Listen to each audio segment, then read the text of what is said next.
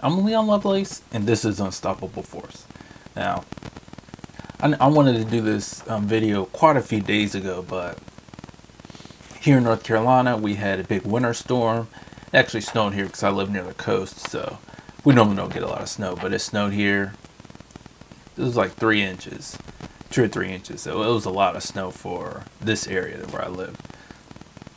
So we had no school for a few days, about 4 days for the kids. So I didn't really want to shoot this video when my kid was running around in the background because I don't want to hear, I don't want her to hear me all raving and cussing and shit. But now's a good time for me to do it, and it's about, should the Justice Democrats have kicked out Cenk?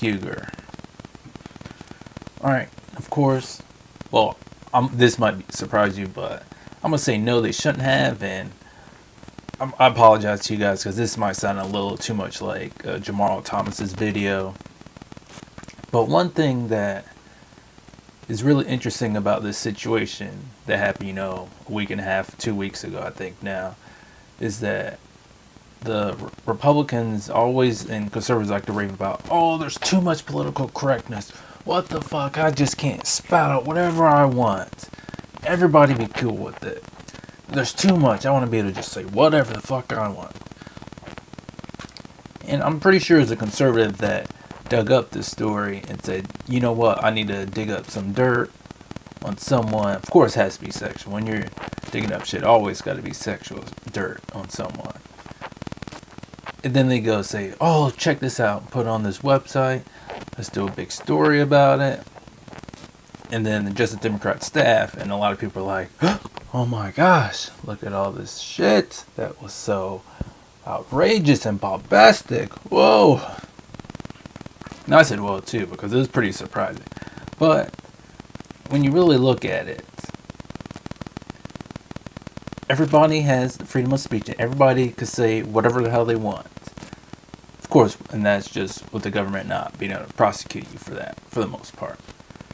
So even though it was shocking, Cenk could say whatever the hell he wants to say, just like anybody else. The thing is that, of course, we all have the right to say, hey, we don't like the shit you said, and fuck you, you need to go fuck off, and you need to tone down your shit because that's too offensive. We can all be offended by it, but at the end of the day, we can all say whatever we want for the most part. And another big thing about this is that all these nasty statements, because it's still, in my opinion, just nasty and just terrible statements he made, but he could still say it. And I said in my other video that he had a financial incentive to say it because he used to say a lot. I don't know if he says a lot now, but he's a talk show host.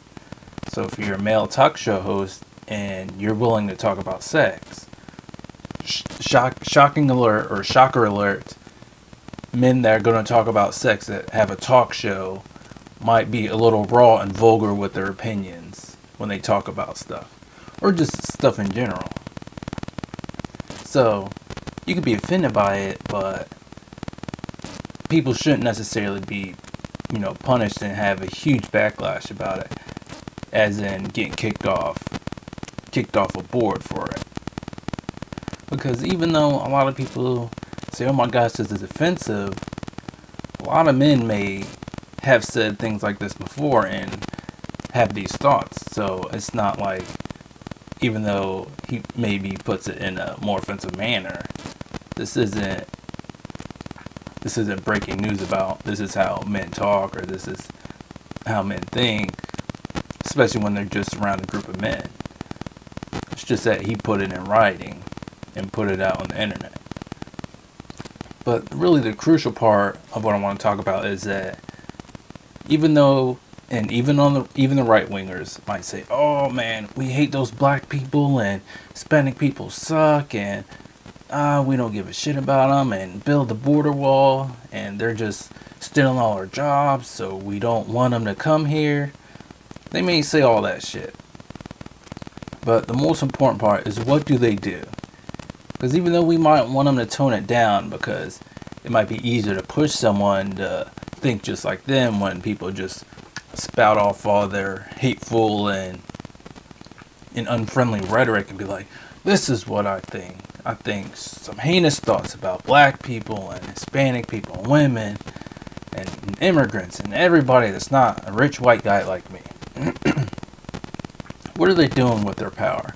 Because some people may not have that much power, so they're not really fucking people over in a important and in a systematic way. Because even though you may say, oh my gosh, still Cenk needs to go because all that stuff was terrible, all that stuff he said. And I'd say actually David Kohler's statement was even worse than all the statements Cenk made. And even David Kohler shouldn't have got kicked out, because what did he do about any young girls? Did he actually sexually molest any girls? Did he rape any girls or anything like that? Did he grab some girls and push them into prostitution? Did he traffic any girls? So unless he did anything to actually oppress women or oppress any teenage girls or teenage boys in any way, he could say shit like this. Now, we may not want him to be the face of a big organization, big political organization, something like that. But we necessarily shouldn't automatically react in a visceral way, say, oh, someone said something offensive, they got to go right now. Because even though Cenk said some, offensive stuff, how did he treat the women in his life? Not just his wife, but his daughters, especially just women he met just randomly in the street or whichever business or in whichever organization he just happened to go to, and especially his employees. Because so far, all we know is that Anna Kasparian has the biggest gripe against Cenk Uygur. That's because she didn't be able to get elevated and put on to the main hour of the first hour of the main show before John Iadarola did. So she has a big gripe against Cenk for actually holding her back because she's a woman. And of course, which other women did he hold back, especially in the early days, just because they're women? Because she doesn't, of course, she's not really going to go into it too much because she's still working for Cenk Uygur and the Young Turks organization. But I'm sure a few other women, I'm sure a few other women may have some gripes against Cenk for maybe not giving them a fair shot just because they're women in the early days. But we don't know for sure, because those women may not care anymore, because that was 15 or so plus years ago. Or maybe they just didn't want to work there that long, so it didn't matter if Cenk held him back in whichever way. Maybe his pay, maybe he didn't pay him as much as he paid the men that had that position. But of course, back then it was small, so who knows what he did. But we really need to look at what people are doing more than what they're saying. Because it's okay to get offended and say, hey, let's try to see if people could tone down their hateful speech and their racist speech and their racist comments.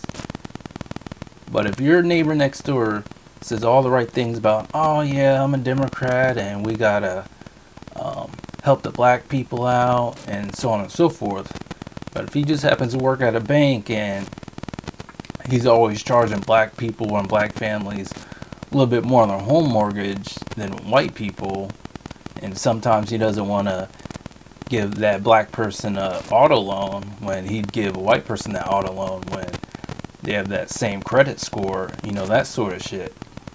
Are you going to get madder at your buddy that works at the bank? Or you get mad at some right-winger that spouts off about how he hates black people and Mexican people?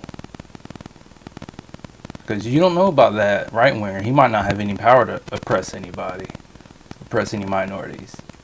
But you may know that your friend, he's actually oppressing minorities. So we need to really look at what people are doing first. instead of what they're saying.